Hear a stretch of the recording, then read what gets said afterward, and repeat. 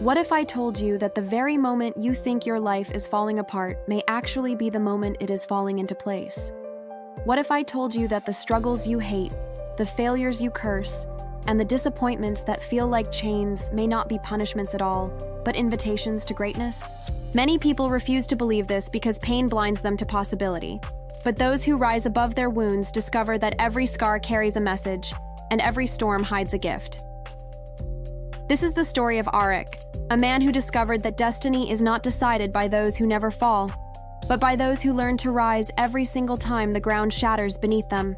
Arik was an ordinary man in an unforgiving world, a dreamer in a city that mocked dreams. He had ambitions that kept him awake at night, visions of building a life greater than the limits he was born into. But reality is often cruel to men who dare to dream. Every business he started collapsed before it could grow. Every friend he trusted seemed to betray him when money or hardship appeared. Every time he stood up, life seemed eager to knock him down harder than before. One night, as he sat in darkness with nothing left but doubt, he clenched his fists and whispered into the void, "Why do you keep breaking me? If I was not meant to rise, why was I given this fire in my heart? If my destiny is failure, then why do I still dream?"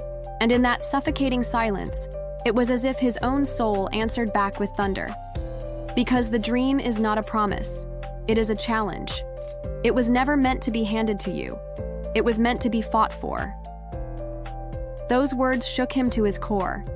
He argued with the voice of his soul as if it were a living man sitting before him. But how much must I suffer before I am allowed to win?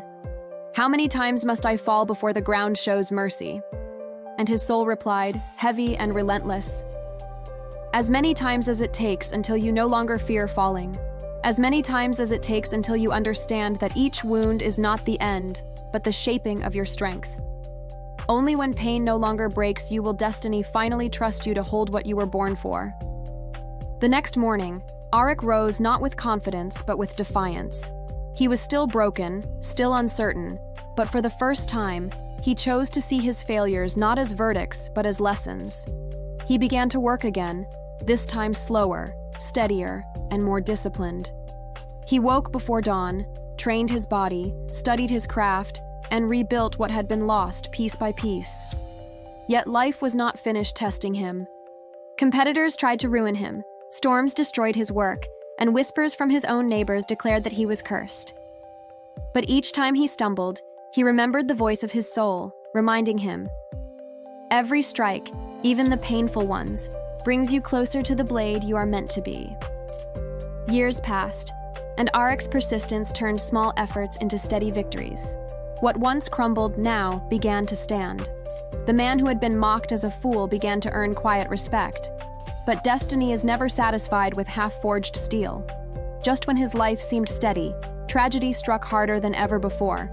A fire consumed his workshop, reducing years of work into smoke and ash. Standing before the ruins, his heart screamed in despair. His friends told him this was the final sign to quit. Even his own mother begged him, "My son, perhaps this is not your path. You have fought enough.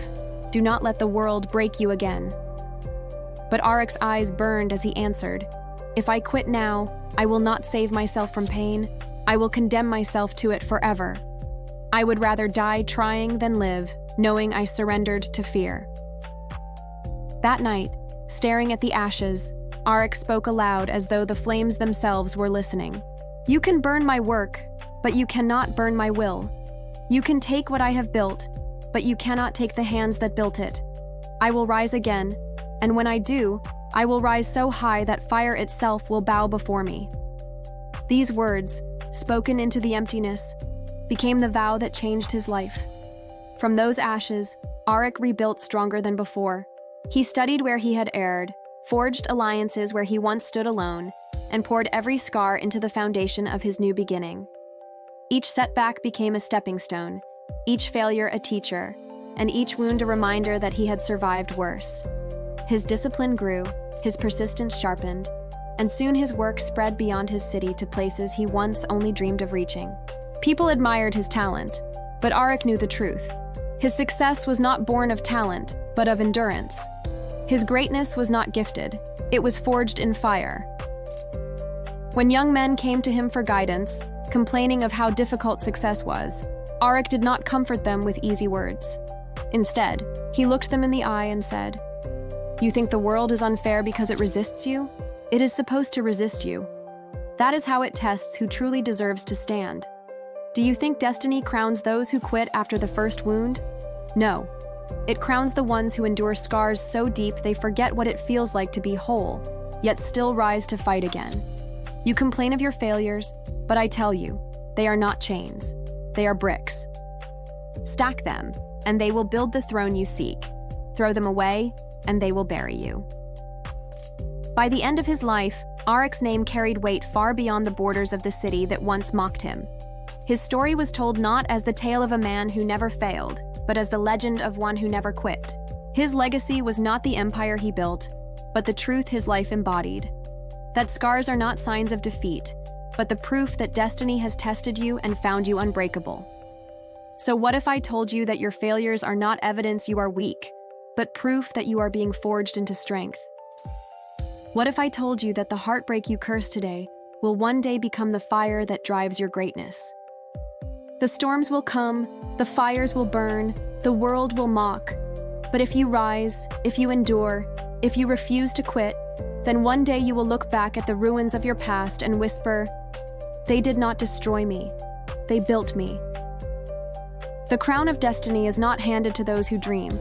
It is handed to those who bleed, those who fight, and those who rise. And perhaps, just perhaps, that crown is waiting for you.